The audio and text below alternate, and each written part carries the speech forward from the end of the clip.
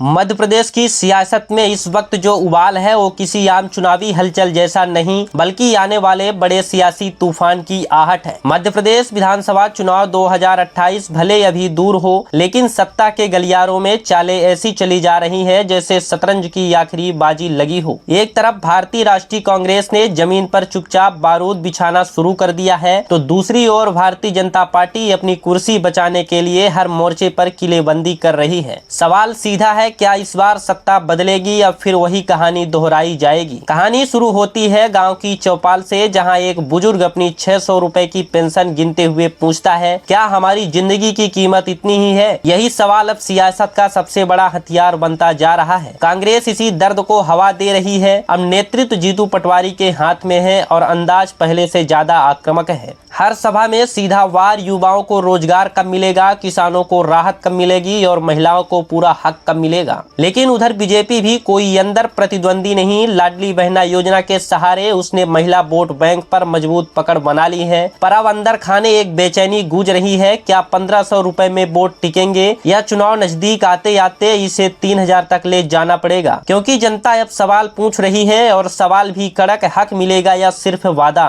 यही नहीं, युवा भी अब खामोश नहीं। बेरोजगारी की चुभन अब भाषणों से नहीं दब रही है। हर रैली में, हर सोशल मीडिया पोस्ट में एक ही आवाज, नौकरी कहाँ है। कांग्रेस इस गुस्से को हवा दे रही है, जबकि बीजेपी इसे योजनाओं और आंकड़ों से शांत करने की कोशिशों में है। लेकिन असली लड़ाई यही है, जमीनी सच बनाम सरकारी दावा। और फिर आता है सबसे बड़ा मोड़, 2023 की याद। जब सब कुछ तय माना जा रहा था, तभी आखिरी वक्त में खेल पलट गया था। शिवराज सिंह चौहान की रणनीति ने ऐसा दांव चला था कि कांग्रेस की पूरी गणित गड़बड़ा गई।